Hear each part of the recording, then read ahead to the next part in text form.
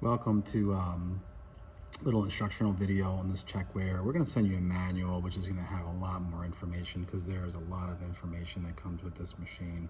I'm just going to walk you through some of the quick setup points that are normally used. The first is calibration. So we're going to go right into calibration, and this literally walks you right through it. So if you want to calibrate, you hit calibrate. You can set the correct time. We're just going to say yes. You can enter a name. You have to enter a name or an ID. Well, we're going to just say 1 here.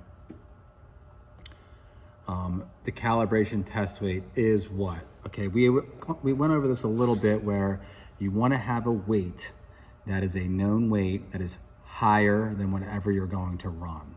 So let's say you want it to be close to what you're going to run, roughly close. So let's say you're going to run a 3-pound weight, and your known weight is 3.83 pounds, like shown here. That's good. That's what you'd want to do. So I had a 3.83 pound weight. I don't have it on me now, but we're going to just hit yes and continue. It'll say, please clear scale, and you'll hit here when ready. This will go through a whole setup right now. And while it's doing that, I'm just going to kind of walk you through. We'll let it do its thing. I'm going to walk you through a couple other things while we're waiting.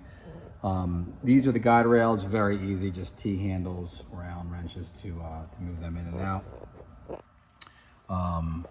And this is your reject cylinder, which can be, it is slotted, so you can move it in or out for your different size bottles.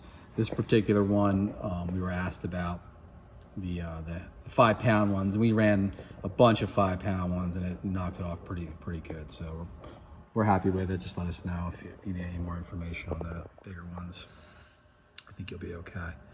All right, so it did its thing. Press here to continue. You'd go through where you'd place your weight right on, you can see where the load cell is right there. So you're gonna put your weight right here directly on top, and then press here when ready.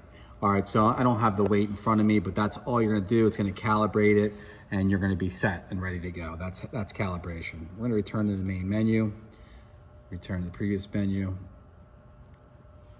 and I'm gonna walk you through tools. All right, so tools, the main two things are the top two settings. And again, when you're touching these, you wanna make sure you're touching the right spot. If it's a little too low, you might go into the global settings. So make sure it does, and that's what I just did. So let's go ahead and try that again.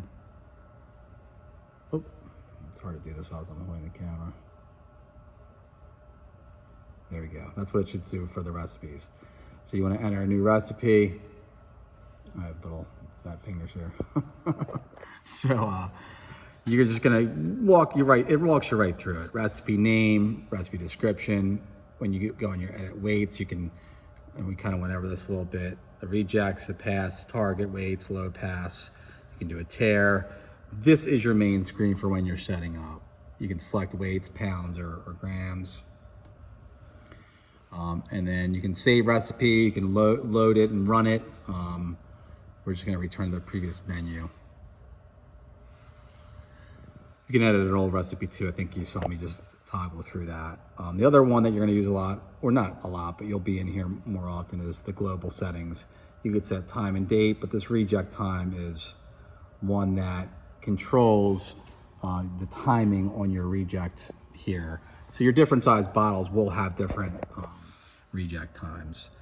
I think we ran out the 1.4 pound one. That was this particular one, I think. It was either that or the 2-pound one. And we're gonna go back to that, and we're gonna return to previous menu, and then we're gonna go to the run screen. Okay, so we're ready to run. Looks like we are ready to do a target of 2.96. And this one, you can see the recipe number down at the bottom right is what you wanna go off of. And all you're gonna do is come down here. You do have a knee stop, hit that off if you have any problems, but hand is what you wanna run in. And you see, it's gonna start your chain. You're gonna wanna get as close to the conveyor as possible without touching. You want as smooth a transition as possible. You want everything to be smooth. I'm gonna turn this off so you can hear me. You want everything to be smooth when you're running this checkware. So it should be smooth onto here. smooth off. You can only have one container on here at a time. We set it up and we showed you some of the running when you were here of how really your bottles just do that automatically going over the conveyor. So it's nice. You have a nice little setup there. But you want to make sure that you don't, the one other thing that I want to really go over with this checkware is noise. You want to make sure there's no fans blowing on it.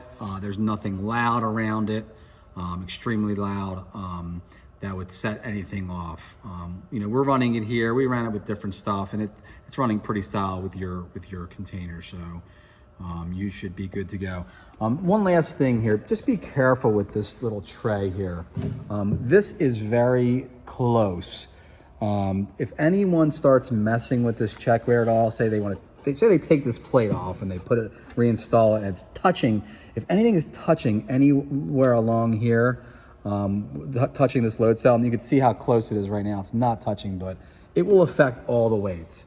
So you want to make sure that nothing is touching. Like right now you have this PVC, the chain's running across, you have set screws in the load cell. That's it. That's all you want touching this checkware load cell. It's very sensitive. So if this little plate gets, you know, hit over or whatever, and it's touching by a hair, it will affect it. So just make sure that is correct. When you do get it in, you want to make sure your leveling pads everything is perfectly leveled. You want everything exactly perfect for leveling. So bring your levels out, you know, set them here this way, set them on your guide rails, set them every which way to make sure that everything is level. Put one on top of the control box. Yeah, so when you set this up, make sure you're really setting it up correctly. And we're always available to you to come down. All right, we're gonna go over your image 3500 next. Thank you.